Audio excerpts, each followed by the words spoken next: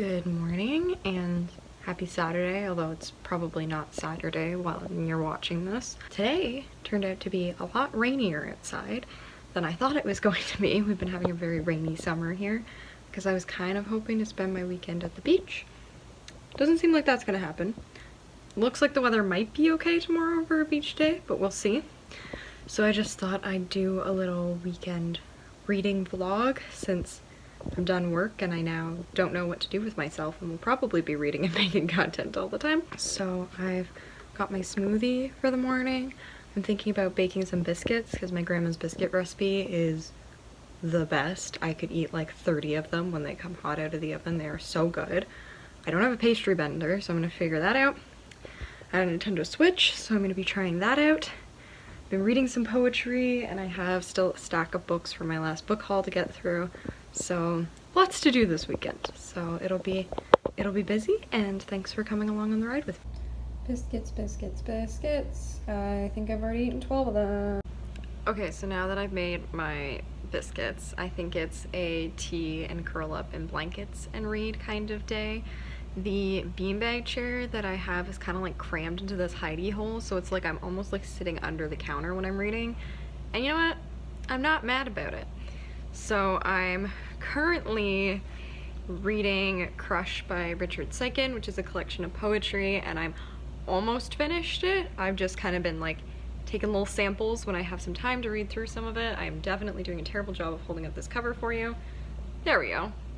And then I'm trying to decide what to read next. So I'm trying to decide between This Is How You Lose the Time War by Amal El-Montaire and Max Gladstone, and On Earth We're Briefly Gorgeous by Ocean Vuong. They're both like relatively short, but I have a feeling I'm gonna start with This Is How You Lose the Time War because I've heard that it's a romance, and I know it's dystopian set, but I'm like hoping it'll be a little bit lighter, where I'm thinking On Earth We're Briefly Gorgeous might be more of like a heavy life philosophical book, and I'm feeling like I need something a little bit lighter just to start with, and then we can dive into On Earth We're Briefly Gorgeous. So let's see how many books I can get through this weekend.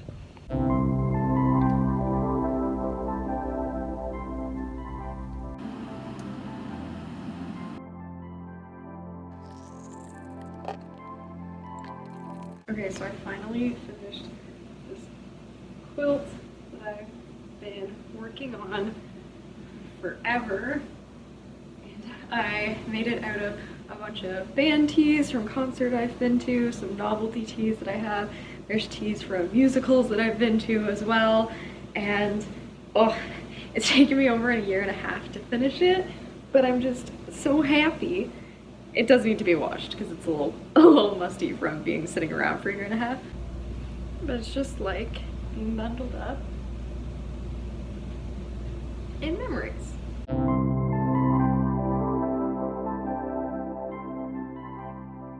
So I went a little wild and I only have about 50 pages of This Is How You Lose the Time War left. It's very good, it's very unique and like different from something that I've read in a really long time. So it essentially follows Red and Blue, and Red is part of the Agency, who is kind of like this technotopia, and Blue is part of the Garden, which is like this kind of embedded form of organic matter, and they're both kind of like traveling through time, trying to like stop the other by like shaping different forces of history. But there's also like all these different braids, so like they're working within like a multiverse type way of like fighting this battle where, you know, it's one of those battles that's just kind of being fought, but it's not really clear who's gonna win or like what the purpose is. I definitely struggled a little bit at the beginning, kind of wrapping my head around like some of the like technicalities of this sci-fi world, but I think it's kind of interesting the way that it's just kind of like built in and almost assumed that like the reader is a part of the world and that the reader understands, and like through Red and Blue's letters to each other we're like able to understand like what's going on and kind of the differences between the two worlds that they're a part of. Yeah, and it's just, I forgot how much of a sucker I am for letters. I wrote a story a while ago that took place during the Second World War, and one of the biggest things was I had chapters that were like letters back and forth between the characters. the like amount of like longing, and I think there's just something about like it being easier to pour your heart out when you don't have to say it to someone's face, and just like being able to like let everything that's like pouring out of you come out onto the paper. And that's something that like both of the writers do a really great job of here. As much as I am a cynic, I do think there is a tiny part of me that is a romantic at heart, even if I fight it, and some of the things that they say to each other just really warms me up. I'm getting a little bit nervous as I get close to the ending though. I'm kind of wondering if they're gonna get their happy ending or not. Fingers crossed that it all works out, but I'm gonna get some dinner on the stove because somehow it's already 5-6 o'clock. I don't know. Time has no meaning when I'm reading. And then I'll probably try and finish this up either during dinner or while everything's cooking. So we're gonna have one book done by the end of today, maybe two if I finish Crush. We'll see how I'm feeling. And yeah, I will keep you posted on my thoughts.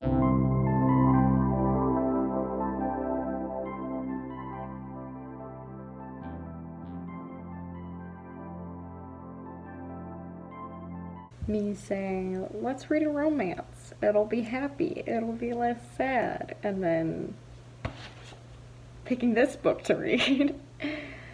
I mean, it comes together at the end, but it's already ripped your heart out by that point, so I feel like I didn't get the... I kind of got the happy ever after I wanted, but I still feel too gutted to fully appreciate it, I think. I think I would have liked to like a touch more at the end, as kind of the like cyclical nature of the novel. Sometimes I did find myself getting a little lost. Maybe I just wasn't focusing on it enough, but very good. Very good book. Definitely lived up to the recommendations I got on it.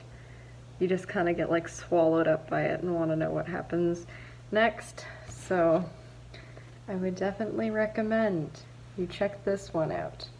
I'm wondering about maybe doing a reading spread on it, because I'm like, it'd be kind of cool to like make little letters that like have little quotes on them that you can pull out, but we'll see. I have too much free time on my hands, so now I have to decide what I'm going to do with the rest of my night.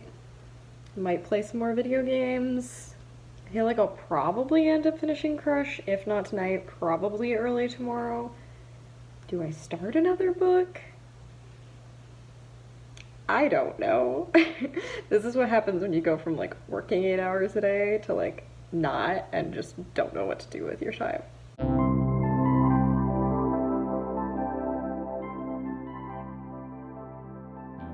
Okay, so I just finished Crush, and they, like, kind of the description of this collection of poetry, they talk about this, like, idea of panic and kind of, like, this obsessive feeling that, like, you almost kind of, like, can't control, like, kind of this, like, full body, I guess, like, yearning or kind of panic, like that, like, anxious feeling, which is something that the poems do really well, is you're just kind of, like, trapped inside them, trying to piece together what's going on, trying to piece together kind of, like, the emotional tsunami that is like going on within the speaker or writer of the poem as you're going through it. I thought that I would just read a little bit that I really liked. You're in a car with a beautiful boy, and he won't tell you that he loves you, but he loves you. And you feel like you've done something terrible, like robbed a liquor store or swallowed pills or shoveled yourself a grave in the dirt, and you're tired. You're in a car with a beautiful boy, and you're trying not to tell him that you love him, and you're trying to choke down the feeling, and you're trembling, but he reaches over and he touches you, like a prayer for which no words exist, and you feel your heart taking root in your body, like you've discovered something you don't even have a name for. And just that, like, feeling of being, like, so full of emotions, being so full of love for this person that it just, like, has to bubble out from you is articulated so well. And just that, like, first line with, you're in a car with a beautiful boy and he won't tell you that he loves you, but he loves you. Like, just that feeling of, you know, not knowing and like needing the person to say something, and it's like, no, they feel it, but they're just not going to tell you that. Like, it's just trapped inside of them in a way that they can't get out, whereas the person who's in the car with this boy has to let the feelings out. And it's just, oh, so good. Love poetry. A really, really good collection. I would definitely recommend checking out Richard Siken if you haven't had a chance to yet. So that is 2 books done for today, and it is only 7 o'clock. I'm thinking I might watch Black Widow tonight. It's very funny because I was kind of like, yeah, I think I'm done with Marvel after Endgame, and then I've like watched everything that they've created, even though some of the shows I think have been kind of like, eh. I am interested to see where it goes. Maybe I'll give up on the MCU eventually. I'm just a big sucker for superheroes, especially when like you get like the traumatized dark depths of superheroes, which you don't always get in the MCU, but I love reading like fan theory and headcanons about that. It's just so interesting for me. So yeah, maybe I'll end up checking that out tonight. Maybe I'll try and do a little bit of art.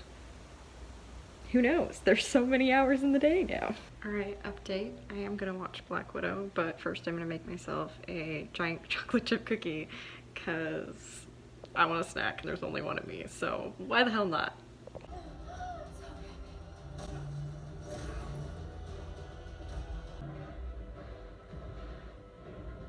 Alright, so I finished Black Widow. It was a pretty good movie. I was watching the Honest trailer afterwards, and they do make a good point where like it doesn't really feel like Black Widow's the main character. I also didn't realize it was like going to happen after Civil War. I thought it was going to be like pre-Avengers area. Like when they were saying it's a prequel, it's more of like a mid-quel, I guess, because it like happens in the middle of the series, but still a good film. You know, they're holding up for this phase 4 so far, so we'll see how the rest of it goes. But yes, so I did that. I started compiling some images I want to get printed out to put into some of these reading spreads that I'm trying out in my bullet journal, as well as some more stuff I want to get for my wall when I move, even though I really don't need more stuff to put on my walls. As you can tell, they're already full.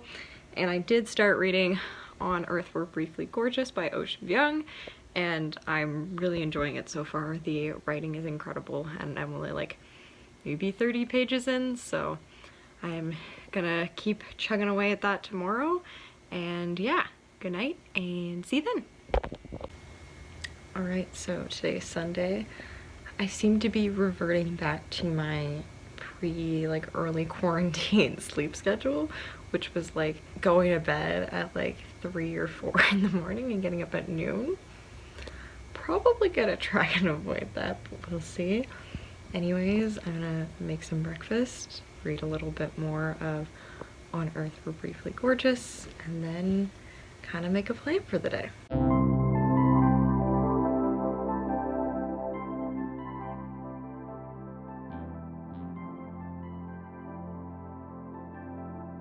So, a bit of a bummer. I was hoping to go to the beach. I got all like dressed and ready to go to the beach, and then like one thing kind of led to another. My roommate ended up coming home and now it's raining. So I guess I don't get to go to the beach today. I mean, I feel like I'm salty about it because I wanted to go on the weekend, but like technically I don't work, so I could go during the week now, but it just doesn't hit the same. So anyways, I'm gonna get out of my swimsuit and I guess read more inside.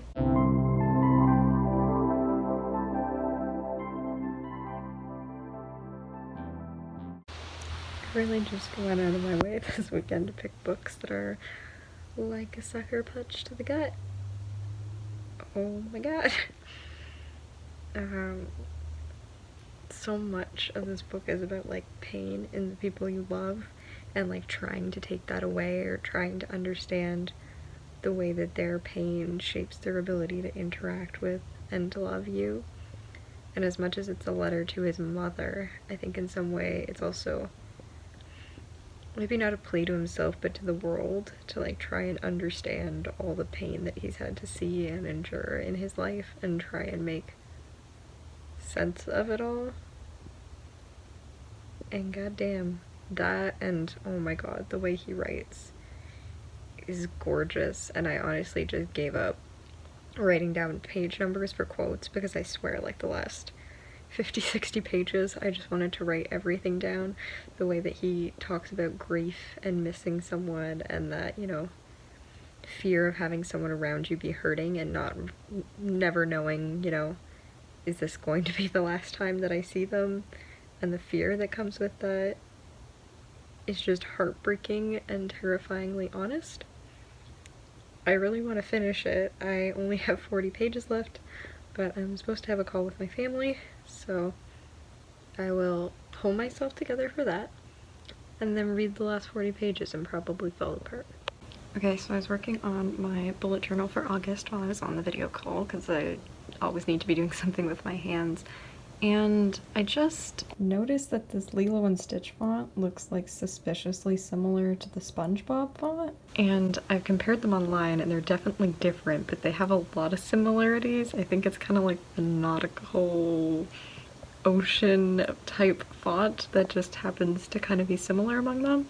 So I hope people look at this, they can tell that it's not SpongeBob themed and it's Lilo and Stitch themed.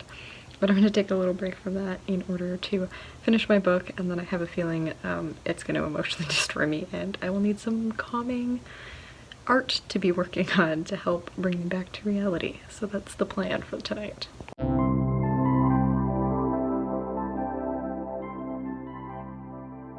I don't even know how to articulate what I want to say about On Earth We're Really Gorgeous. There's a part of me that wants to use the word heart-wrenching, but like I know that's not what I'm trying to say. I think the best way to articulate it is it's a book that is just about being human and the complexities of a human experience and the way that race and language and family and trauma and history all come together to interact with that experience and like embody themselves within one person, so that in a way, as much as we're like an individual, we can never escape the way that we're constantly interacting and engaging with the world around us and the experiences of the people around us, and the way that that shapes us and breaks us and can build us up and also tear us down. Yeah, the writing is gorgeous. It's a beautiful, like, debut novel. I know that he's a poet as well, and I think that's where a lot of it comes from, because there's definitely, like, that poetic language to the writing, so I will definitely probably be checking out his poetry collection. I can't remember if I mentioned that in this video before, in a different one, but I actually, like, discovered quite recently that I had a quote from this book on my wall, without knowing that that was where it was from. So I can now officially say that I have read the book and loved it. 5-star read. Absolutely gorgeous. But yes, I do need some time to process everything. Particularly the character of Trevor just gutted me so much through his book, through the experiences, the conversations about addiction that happens. Oh, yeah, that was tough. So I think I'm gonna either do some art or go play some video games, just something to refocus my mind a little bit as I process everything. But it is like probably 8 o'clock here. I have no idea what time it is I've been reading. So I'm not gonna obviously be able to finish another book before the weekend is over, so this will probably be where I wrap up the video. I'm thinking that I'll probably start Circe or maybe The Maidens next. I did go on my Goodreads after logging that I finished this book and count how many books I've read in July, and I've read 19 books, and there's still a week left. So if you want to hear all about that, stay tuned, because I'm sure in a week I'll have my monthly wrap-up video coming out, and yeah, that's everything. Make sure that you subscribe and ring that bell so that you get notifications. And if you have any comments, suggestions, feedback, if you've read any of those books, please let me know. I'm always happy to discuss books with people. And until the next video, stay kind.